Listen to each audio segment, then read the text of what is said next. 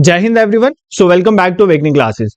तो जितने भी बच्चे एग्जाम्स की प्रिपरेशन कर रहे हैं, चाहे वो जेकेपीएसआई का एग्जाम हो या जूनियर असिस्टेंट हाई कोर्ट का, तो करंट अफेयर्स एक मेजर कंपोनेंट रहेगा।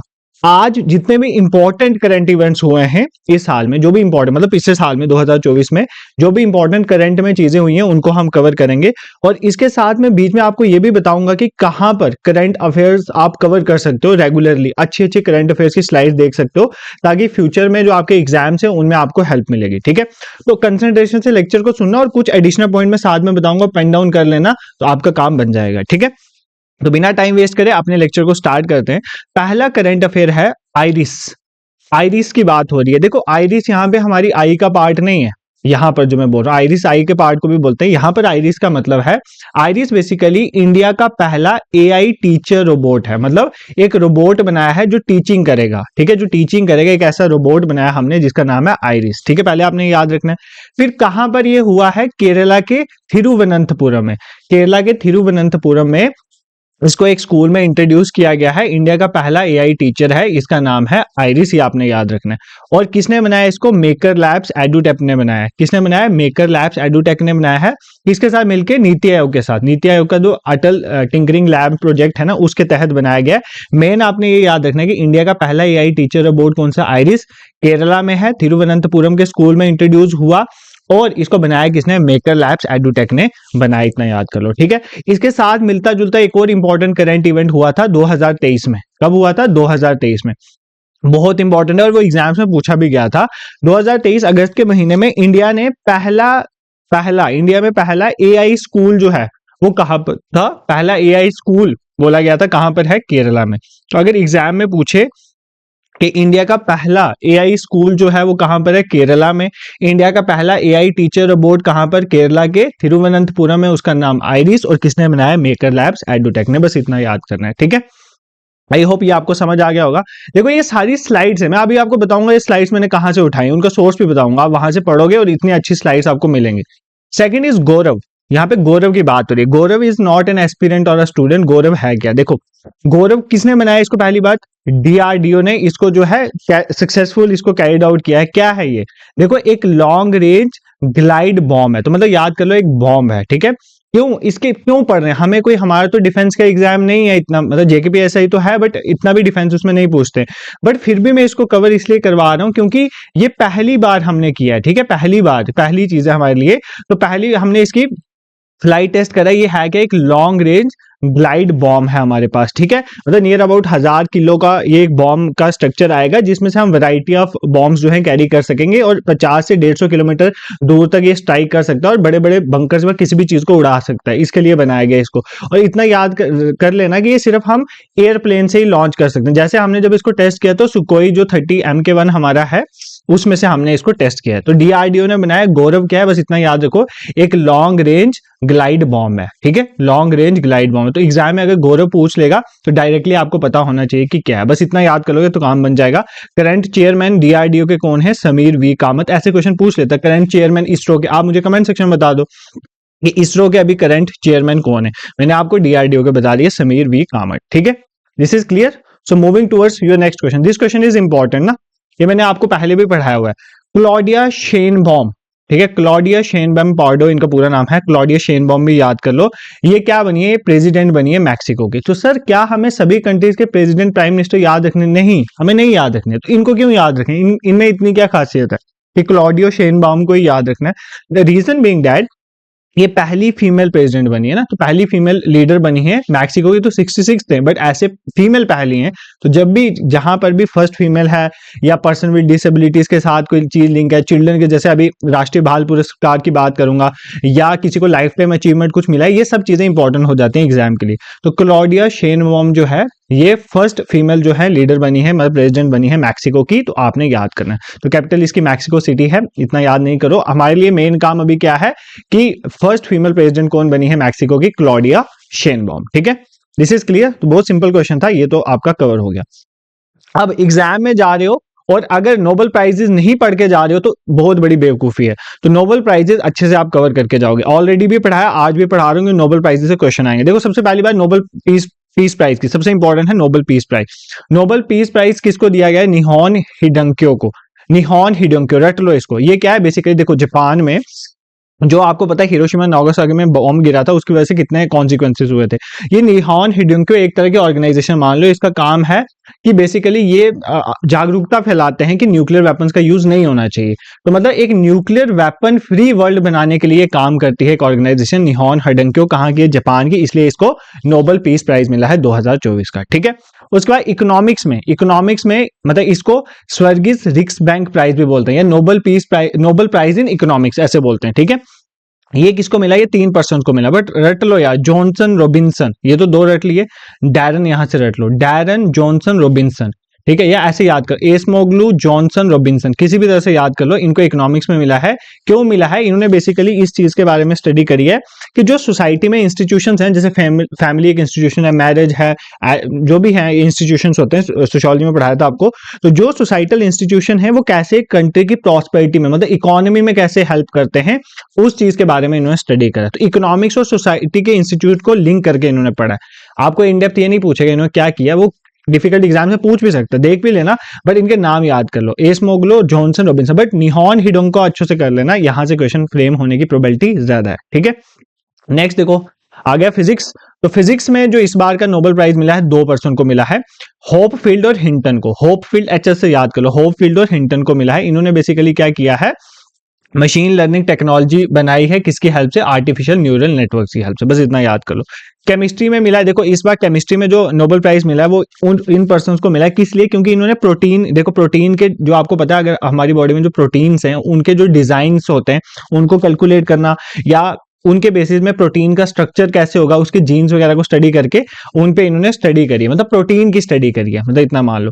इसमें नाम याद कर लो, डेविड बेकर, हैसबिस और जॉन जंपर, 2-3 बार देखोगे नाम याद हो जाएंगे। याद करना आपका काम है, मुझे काम था बताना इंपॉर्टेंट क्या एग्जाम के लिए और एक बार समझाना आपको, ठीक है। केमिस्ट्री हो गया। उसके बाद फिजियोलॉजी या मेडिसिन की बात करें, फिजियोलॉजी या मेडिसिन में इस बार प्राइज उनको दिया गया है जिन्होंने माइक्रो आरएनए की डिस्कवरी में रोल प्ले किया और जीन रेगुलेशन में इसका क्या रोल है इसको स्टडी किया। विक्टर एम्ब्रोज और गैरी रुवकुन 2 इंपॉर्टेंट नाम है, बट सबसे इंपॉर्टेंट आपने एक तो पीस वाला इंपॉर्टेंट याद रखना था और दूसरा लिटरेचर वाला आपने याद रखना। लिटरेचर में प्राइज मिला है हैन कैंग को। किसको मिला है, हैन कैंग को, क्योंकि इन्होंने बेसिकली पोइटिक प्रोज लिखती हैं और इन्होंने जो हिस्ट्री में जो ट्रॉमाज होते हैं, फॉर एग्जाम्पल जैसे वर्ल्ड वॉर हो गया या जो भी हिस्टोरिकल ट्रॉमाज हुए, उनकी वजह से ह्यूमन लाइफ में क्या क्या इंपैक्ट आए, उसकी फ्रेजिलिटीज कैसे ह्यूमन लाइफ में इंपैक्ट आया, वो सब चीजें इन्होंने बताई हैं। हैन कैंग का नाम आप याद कर लोगे, दिस इज इंपॉर्टेंट, ठीक है। तो नोबेल प्राइजेस इंपॉर्टेंट है, मैंने आपको वापस रिवाइज करवा देता हूँ। नोबेल प्राइज इंपॉर्टेंट है। पीस प्राइज में निहॉन हिडोंका जापान के ऑर्गेनाइजेशन की बात करी। इकोनॉमिक्स में मैंने 3 नाम बता दिए, एस्मोग्लू याद कर लो, जॉनसन रॉबिन्सन ऐसे याद कर लो, ठीक है। उसके बाद मैंने आपको बताया फिजिक्स में होपफील्ड और हिंटन, केमिस्ट्री में बेकर, हैसबिस और जंपर, और अगर हम बात करें किसमें, फिजियोलॉजी या मेडिसिन में विक्टर एम्ब्रोज और रुवकुन, और लिटरेचर में हैन कैंग का नाम आप याद कर सकते हो। इन सबको नोबेल प्राइजेज जो हैं इस साल के 2024 के मिले हैं, ये आपने अच्छे से प्रिपेयर कर लेना है, ठीक है। अब मैं आपको बताता हूं कि ये पढ़ना कहां से है। ये जो मैं सारी स्लाइड्स आज को पढ़ाऊंगा ना, ये आपको कहां से पढ़ना है। देखो आपने फेसबुक में जाना है, ठीक है, आपके पास फेसबुक अकाउंट है या इंस्टाग्राम अकाउंट है, वहां पर आप सोशल मीडिया में रील्स देख देख के बहुत टाइम वेस्ट करते हो। इतना तो मुझे पता है, मैं भी यूजुअली इंस्टाग्राम थोड़ा यूज करता हूँ, तो टाइम हम वेस्ट करते हैं। तो अगर उस वेस्टेज वाले टाइम में अगर आप इंस्टाग्राम रोज चेक करोगे, हमारा जो अवेकनिंग क्लासेस वाला पेज है या फेसबुक में अवेकनिंग क्लासेस वाला पेज है, दोनों जगह ये स्लाइड्स पढ़ेंगे। फेसबुक में तो काफी टाइम से पढ़ रही है, अब इंस्टाग्राम पे भी मैंने बोला अपने टीममेट को, उन्होंने डालना स्टार्ट कर दिए, क्योंकि रोज आपको 3-4 इंपॉर्टेंट स्लाइडें वहां पर मिल जाएंगी, आपने रोज उसको पढ़ना है, ठीक है। इनका लिंक मैं डिस्क्रिप्शन में डाल दूंगा, अवेकनिंग क्लासेस नाम से ही है, तो मैं तब भी लिंक डिस्क्रिप्शन में डाल दूंगा, इस वीडियो कमेंट सेक्शन में पिन कर दूंगा। आप दोनों जगह पे अपना फॉलो कर लेना, और रोज सोने से पहले एक बार इधर चेक कर लोगे, जो जो इंपॉर्टेंट स्लाइड्स आएंगे उनको हर एक इंपॉर्टेंट स्लाइड आएगी, बिना इंपॉर्टेंट कोई चीज वहां पर नहीं डाली जाएगी, ठीक है। तो ये सारी वहीं से ली गई है, तो समझ लो कितनी इंपॉर्टेंट चीजें वहां पर डिस्कस होती हैं, ठीक है। नेक्स्ट स्टार्ट करते हैं। हाँ, ये इंपॉर्टेंट है, छत्रपति शिवाजी महाराज का एक स्टेचू जो है इनैगोरेट हुआ, कहां पर, लद्दाख में। तो देखो यूटी पूछ सकता है, जम्मू कश्मीर दे देगा, बट लद्दाख में हुआ है, कहां पर, ईस्टर्न सेक्टर में, ईस्टर्न साइड में, एलएसी के आसपास, पैंगोंग सो लेक। तो लेक बात करें, पैंगोंग सो लेक के बैंक में इंडियन आर्मी ने इंस्टॉल किया। किसने इंस्टॉल किया, इंडियन आर्मी ने, 14,300 फीट की हाइट में लाइन ऑफ एक्चुअल कंट्रोल जो है चाइना के साथ जो हमारा उसके आसपास ईस्टर्न लद्दाख सेक्टर में, ठीक है। लेफ्टिनेंट जनरल हितेश भल्ला जो जनरल ऑफिसर कमांडिंग है ऑफ द कॉर्प्स 14 कॉर्प्स के, उन्होंने इसको क्या किया, अनवील्ड कर। बस इतना याद करो। छत्रपति शिवाजी महाराज का स्टेचू लद्दाख में इनॉग्रेट हुआ। कौन सी लेक है, पैंगोंग त्सो लेक के पास हुआ और ईस्टर्न लद्दाख सेक्टर में। हाइट देख लो 14,300 फीट। इतनी ही चीजें आपने याद रखनी होती है एग्जाम में, ठीक है। This is clear. देखो यार इजिली बता रहा हूँ, स्लाइड्स तो आप खुद भी पढ़ सकते हो, बट एक बात होती है, अगर आपको एक स्ट्रेटेजी बताऊं किसी चीज अगर जो मुश्किल हो, फॉर एग्जाम्पल जैसे जूनियर असिस्टेंट के जो बच्चे हैं उनके लिए करंट अफेयर्स को याद रखना बहुत डिफिकल्ट है, क्योंकि करंट अफेयर्स मतलब आपको तो काफी करंट अफेयर पढ़ना है ना। आपके सिलेबस में 25 मार्क्स जितना भी है करंट अफेयर्स की काफी वेटेज है। आपने क्या करना है, आपने ये करना है कि आपने वीडियो देखनी है, सुन लो ये बात, वीडियो देखनी है, स्लाइड्स को एक बार देखना है और आवाज सुननी है। तीन चीजें जब कॉम्बिनेशन बनाते हैं, एक तो हम आंखों से देखते हैं, दूसरा हम सुनते हैं, और तीसरा एक बार अगर आप लिख लो या खुद बोल लो जैसे कर लो, तो वो चीजें ना आपके दिमाग में फिट होना शुरू हो जाएंगी। तो ये ऐसा कर लेना, ठीक है, मेरे कहने पे आपको फिर इसका रिजल्ट दिखेगा।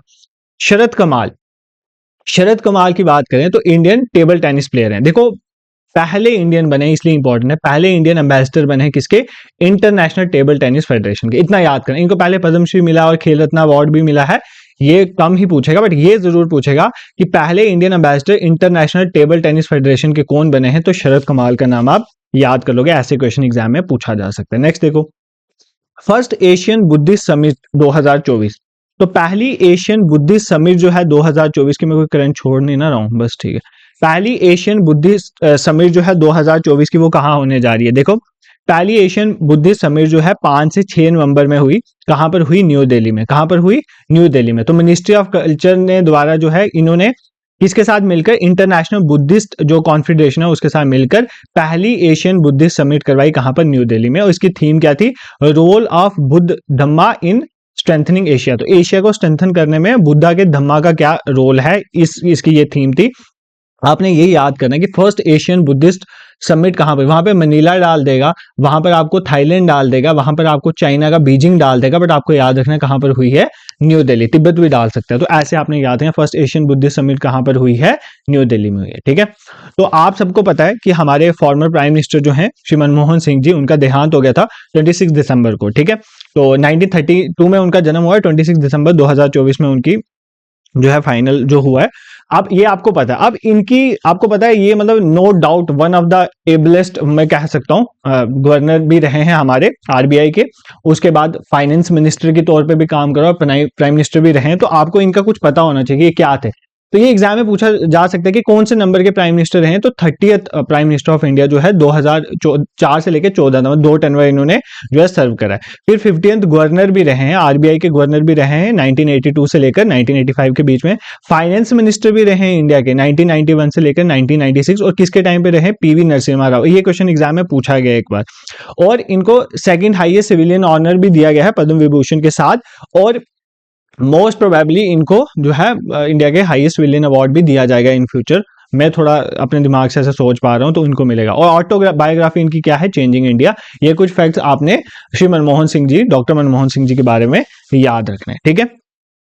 नेक्स्ट देखो, मतलब प्राइम मिनिस्टर भी रहे, गवर्नर भी रहे हैं, फाइनेंस मिनिस्टर भी रहे हैं, ठीक है। और इनको पद्म विभूषण तक दिया हुआ है।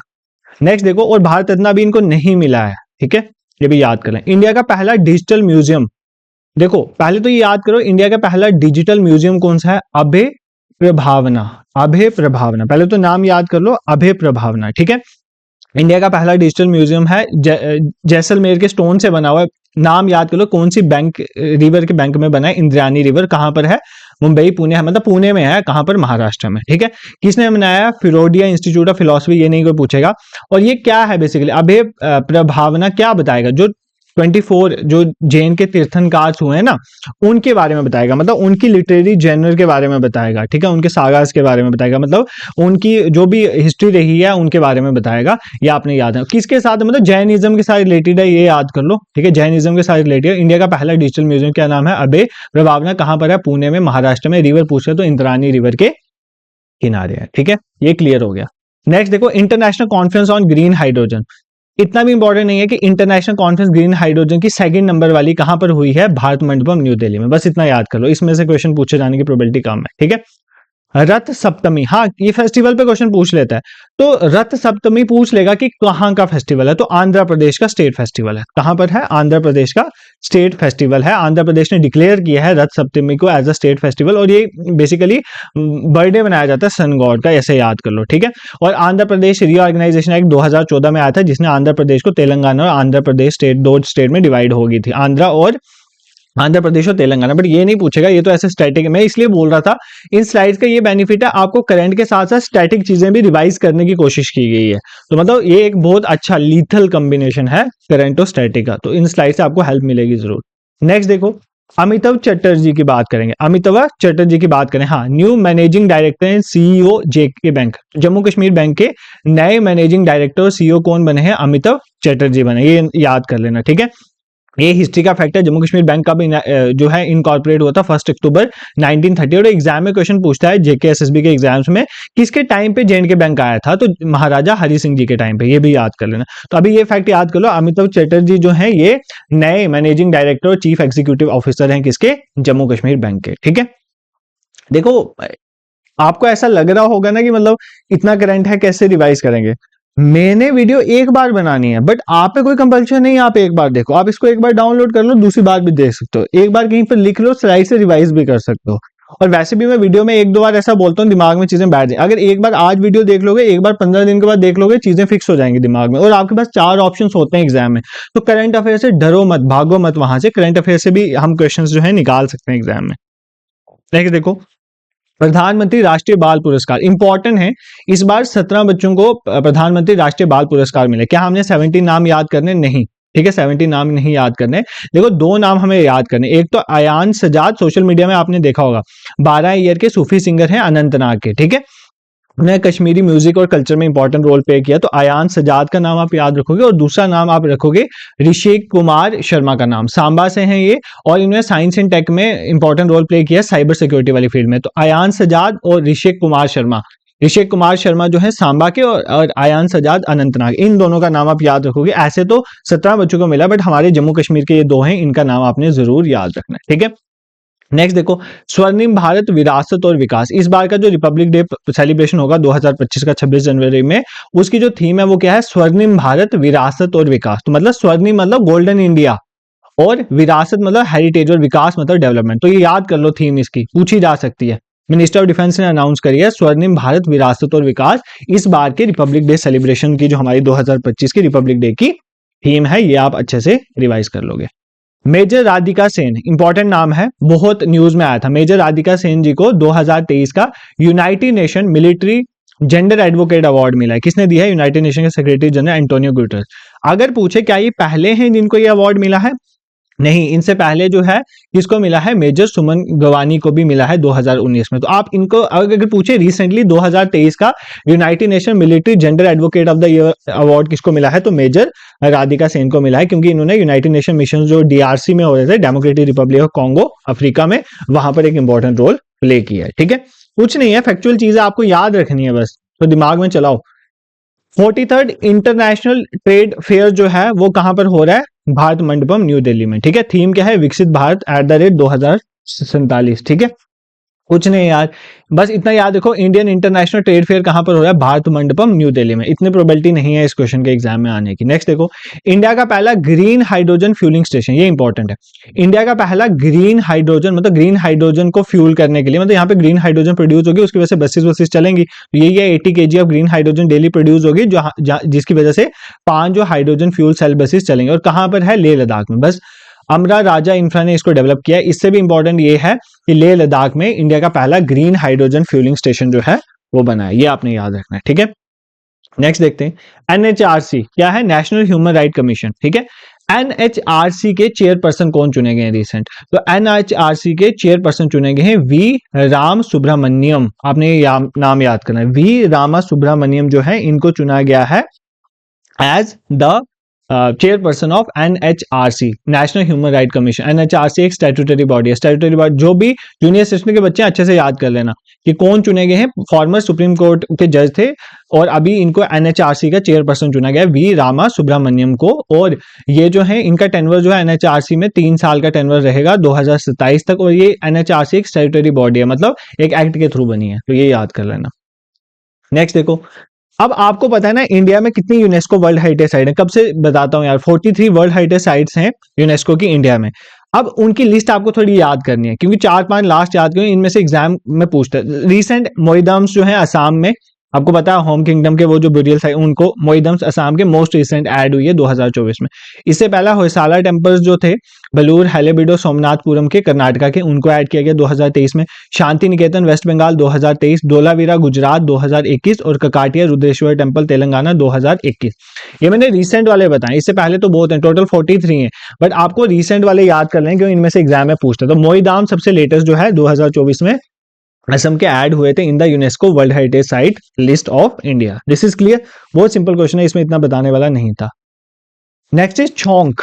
देखो छोंक आपको पूछ लेगा, छोंक बुक किसने लिखी है, Chhaunk on food economics and society. Basically इसमें पता क्या है, इस बुक में इन्होंने, किसने, अभिजीत बैनर्जी ने, नोबेल ल्यूरेट है, नोबेल प्राइज मिला इनको। तो इन्होंने बेसिकली क्या किया है, फूड, ठीक है, हमारा फूड जो है, हमारा कल्चर और हमारी इकोनॉमी, इन तीनों को इंटरट्वाइन करके बताया कि इन तीनों का कैसे आपस में लिंक है, उनको एक कहानी की तरह बताया। तो इनकी एक बुक है, बस ये याद कर लेना, बुक किसकी है, अभिजीत बनर्जी की, और क्या नाम है इसका, Chhaunk on food economics and society. बस इतना याद कर लो, काम बन जाएगा। ये ना करंट इंपॉर्टेंट है for junior assistant high court aspirant. क्या 2 इंपॉर्टेंट अपॉइंटमेंट्स हुई हैं कोर्ट में जो आपको याद रखनी, एक जस्टिस GS सांदावालिया, ठीक है, GS मतलब गुरमीत सिंह सांदावालिया, ये क्या अपॉइंट हुए हैं as the chief justice of Himachal Pradesh high court. तो हिमाचल प्रदेश हाई कोर्ट के, आप मुझे कमेंट सेक्शन में एक क्वेश्चन दे रहा हूं मैं, जूनियर असिस्टेंट के बच्चे सभी रिप्लाई करेंगे कि हाई कोर्ट का जो चीफ जस्टिस है उनको अपॉइंट कौन करता है, उनको अपॉइंट कौन करता है, ठीक है, और उनको रिमूव कौन कर सकता है, ये आप मुझे बताओगे। ये मैंने आपको पढ़ाया हुआ है, अगर आपने देखी होंगी वीडियोस कि हाई कोर्ट के चीफ जस्टिस को कौन अपॉइंट कर सकता है और कौन रिमूव कर सकता है, ये आप मुझे बताओगे।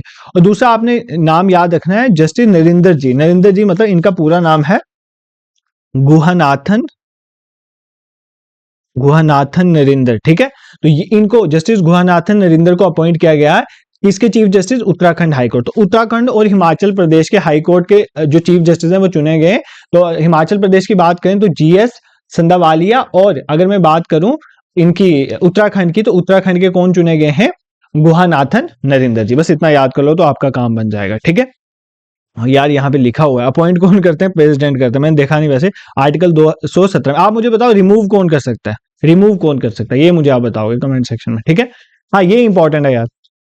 अब फोर्ब्स ने वर्ल्ड 100 मोस्ट पावरफुल वुमेन की लिस्ट जो है वो निकालती है, तो उसने लिस्ट निकाली है, ठीक है, 100 मोस्ट पावरफुल वुमेन। आपने पहला नंबर पे याद करना है उर्सुला वॉन डर लियल, ये पहले नंबर पे आई है, मतलब मोस्ट पावरफुल वुमेन में। तो ये प्रेसिडेंट है यूरोपियन कमीशन की, इनको रैंक 1 मिला। अब आपको बाकी तो रैंक नहीं पढ़ना, बट इंडिया की कौन कौन है वो याद कर।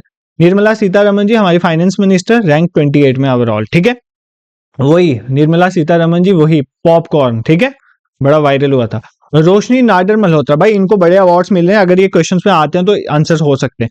इनका रैंक है 81। ये कौन है बेसिकली, ये चेयरपर्सन है किसकी, HCL टेक्नोलॉजीज वाली कंपनी जो है ना, HCL टेक्नोलॉजी, वो इनकी है। किरण माजुमदर शाह रैंक 82 में आई है ओवरऑल। ये चेयरपर्सन और फाउंडर हैं किसकी, बायोकॉन लिमिटेड की, किसकी, बायोकॉन लिमिटेड। तो बायोकॉन लिमिटेड बेसिकली कुछ नहीं है, एक बायोटेक्नोलॉजी कंपनी है। और रोशनी नाडर जी के बारे में याद कर लेना, HCL टेक्नोलॉजीज की चेयरपर्सन, इनको बहुत अवार्ड भी मिले हैं रिसेंटली, तो ये नाम आप अच्छे से याद कर लेना। तो उर्सुला वॉन डर लिवन जो है, इनको बेसिकली रैंक 1 मिला है, ये प्रेसिडेंट है यूरोपियन कमीशन की। और निर्मला सीतारमन जी इंडिया की रैंक 28 में, ये याद कर लेना, ठीक है। नेक्स्ट कुछ नहीं, 3-4 और करंट अफेयर्स कवर करेंगे, ज्यादा नहीं पढ़ाऊंगा, 3-4 ही और पढ़ाऊंगा, बट अच्छी कंसंट्रेशन से पढ़ो। देखो कुछ नहीं है, वर्ल्ड बॉक्सिंग कप फाइनल जो है और 3rd वर्ल्ड बॉक्सिंग कांग्रेस होने जा रही है, कहां पर, इंडिया में होगी, ठीक है, इंडिया में होगी नवंबर 2025 में। वर्ल्ड बॉक्सिंग कप का जो फाइनल है वो कहां पर होने जा रहा है, इंडिया में होने जा रहा है, इंडिया होस्ट करेगा, इतना याद कर लो। और नवंबर 2025 अभी दूर है, बट इंडिया होस्ट करेगा, तो बहुत खुशी की बात है, ठीक है भाई, ये तो आपको पता होना चाहिए। वर्ल्ड चेस चैंपियनशिप 2024 की जो हुई, किस किसके बीच में हुई, पहले ये पता होना चाहिए किसके बीच में हुई। देखो वर्ल्ड चैंपियन थे दिंग लिरेन, और चैलेंजर कौन थे, गुकेश, ठीक है, डी गुकेश। डोमराजू गुकेश, ठीक है। और इन्होंने जीता, डी गुकेश ने जीता। ये चेन्नई से हैं, तमिलनाडु से, और इन्होंने हारा। बेसिकली हुआ कहाँ पे था, सिंगापुर में हुआ था। और इसको जीतने के बाद यंगेस्ट वर्ल्ड चेस चैंपियन बने कौन, डी गुकेश। और इन्होंने अपने इंटरव्यू में एक बार पहले बोला था कि मेरा सपना है कि मैं वर्ल्ड चेस चैंपियनशिप बनना, और आपको डर लगता है कि मैं एसआई या जूनियर असिस्टेंट का एग्जाम निकाल पाऊंगी या नहीं निकाल पाऊंगी या पाऊंगा, ठीक है। आप इसमें अभी डाउट कर रहे हो, और ये पर्सन एक टाइम पे ये बोल गया था कि मेरा सपना है, और उसने पूरा करके दिखा भी दिया। तो देखो यही डिफरेंस होता है। आप लोग बोलते हो ना सर, आप लोग मोटिवेशन वीडियोस देखते होगे, हमें मोटिवेट होना है, हमें एग्जाम निकालना है। भाई मोटिवेशन किसी के कहने पे आप 5 मिनट ही कर सकते हो। दो चीजें देखो, दो चीजें इंसान को ऊपर उठाती है। मेरा पर्सनल एक्सपीरियंस, अभी तो मैंने तो कुछ अचीव नहीं करा लाइफ में, बट जो मेरा पर्सनल एक्सपीरियंस, जो मैंने लोगों से सीखा है, और जो मुझे ऐसा लगता है, दो चीजें आपको मोटिवेट कर सकती हैं। पहली चीज, एक आपके अंदर जिद किसी चीज को पाने की, ठीक है। लाइफ में कोई भी चीज है, अगर तुम्हारे अंदर किसी चीज को पाने की जिद है ना, तो तुम उसको करोगे, चाहे वो पॉजिटिव है चाहे वो नेगेटिव है, ठीक है। आप करते हो, बट नेगेटिव को अवॉइड करना, हमें यहाँ पर जिद बनानी है कुछ अचीव करने की। दूसरी चीज होती है आपके हालात, ठीक है। आप किन सिचुएशन से गुजर रहे हो, वो सिचुएशंस भी आपको बूस्ट करती हैं। तो सिचुएशन से उठना है या जिद से, जैसे ये जो इनका केस था, इनका तो एक मतलब एक तरह का वो बन गया था कि मुझे अचीव करना ही करना है। एक होता है आपकी सिचुएशंस आपको कुछ बना देती हैं। तो जो भी केस है, आप इनरली मोटिवेट हुआ करो, ज्यादा डिपेंड ना रहा करो बाहर वाली मोटिवेशन की, वो 5 मिनट की होती हैं, और ये चीजें आपको लॉन्ग रन में हेल्प करेंगे, ठीक है। बाकी डी गुकेश का आपने नाम याद रखना है, वर्ल्ड चेस चैंपियन बने और यंगेस्ट बने, इतना भी आप याद करोगे, ठीक है। नेक्स्ट देखो, India first bio bitumen based national highway stretch. India का पहला बायो ब्यूटामन बेस्ड, बेसिकली कुछ नहीं है। बायो ब्यूटामन क्या होता है, मतलब हम पेट्रोलियम फ्री अल्टरनेटिव ढूंढते हैं कई बार बिटुमेन के, मतलब रोड में जो पड़ता है उसके बिटुमिनस बीटी जो करते हैं, उसका हम पेट्रोल की हेल्प ना लें, तो पेट्रोलियम फ्री अल्टरनेट, जैसे हम वेजिटेबल ऑयल्स का यूज करें, एल्गी और लिग्निन का, यहाँ पर हम लिग्निन का यूज करें। लिग्निन आपने सुना हुआ है ना, बेसिकली प्लांट सेल किससे बना होता है, लिग्निन से। तो लिग्निन बेसिकली जो है, लिग्निन को यूज करके हम बीटी कर रहे हैं रोड की, मतलब ब्लैक टॉपिंग कर रहे हैं। वो देखा होगा ना यार, वो बिटुअल ऐसे ब्लैक कलर का तेल टाइप का डालते हैं जब रोड बनती है, उसको बनाया। तो इंडिया का पहला bitumen based, bio bitumen based national highway stretch कौन सा बन रहा है, आपको ये पता होना चाहिए, मानसर नागपुर महाराष्ट्र वाला, ठीक है। अब देखो ना, वीडियो के बाद कुछ बच्चे बोलेंगे सर वो दिख नहीं रहा था, मतलब ऐसे स्लाइड्स में, तो ये स्लाइड्स आपके साथ शेयर हो जाएंगे। आपको मैं बोल रहा हूँ, आप उसको सुनो, और स्लाइड्स जब शेयर हो जाएंगे उनको रिवाइज करो। स्लाइड्स पड़ी हुई हैं फेसबुक पेज पे, इंस्टाग्राम पे, वहां पर जाके देखो। आपको चीजें, मेरे लेक्चर सुनने के बाद वहां पर जाके एक बार सारी स्लाइड्स पढ़ लेना, आपको पता चल जाएगा। अगर अच्छी लगेंगी तो आप लाइक भी कर सकते हो वहां पर, क्योंकि जो मेरा टीम मेंबर है वो वहां पर बड़ी मेहनत कर रहा है इन स्लाइड्स को प्रिपेयर करने में, तो उसको भी थोड़ी मोटिवेशन मिलेगी। आप ज्यादा कुछ नहीं कर सकते, उसको मोटिवेट तो कर सकते हो ना थोड़ा सा, ठीक है। नेक्स्ट देखते हैं, नेक्स्ट इंपॉर्टेंट स्लाइड देखते हैं। हाँ, ये कुछ इंपॉर्टेंट पोर्ट्स थे जो इस बार न्यूज में थे। चाबार पोर्ट तो सबको पता है ईरान में है, तो इंडिया ने 10 साल का कॉन्ट्रैक्ट किया है चाबार पोर्ट के ऑपरेशन के लिए, ठीक है। इंडिया और ईरान ने साइन किया। मोंगला पोर्ट पूछ सकता है कहां पर है, बांग्लादेश की बागरहाट डिस्ट्रिक्ट, बांग्लादेश में, याद कर लेना। और इंडिया बांग्लादेश ज्वाइंटली इसको बना रहे हैं, ठीक है। और दार एस सलाम, ये कहां पर है, तंजानिया में। और हाइफा पोर्ट बड़ा न्यूज में था, कहां पर है, इजराइल में। तो दार एस सलाम तंजानिया में, और हाइफा पोर्ट इजराइल का, ये भी पूछ सकता है एग्जाम में, तो याद कर लो, ठीक है। 2-3 करंट अफेयर्स हैं जो कवर करेंगे, बाकी ज्यादा नहीं करेंगे। वेरोनिका मिशेल बैचलेट, इनका नाम याद करो, इनको इस बार का इंदिरा गांधी पीस प्राइज मिला। तो इंदिरा गांधी पीस प्राइज किसको मिला है, वेरोनिका मिशेल बैचलेट को मिला है, ये आप नाम याद कर लो। किसके लिए इंदिरा गांधी पीस प्राइज किसके लिए मिलता है, बेसिकली पीस के लिए, डिसआर्मामेंट और डेवलपमेंट में जो इंपॉर्टेंट रोल प्ले करता है उनको मिलता है। वेरोनिका मिशेल बैचलेट का नाम आपने याद करना है, इनको मिला है इस बार का क्या, इंदिरा गांधी पीस प्राइज। ये क्या है, फॉर्मर प्रेसिडेंट रही है कहां की, चिली की, ठीक है, चिली की प्रेसिडेंट।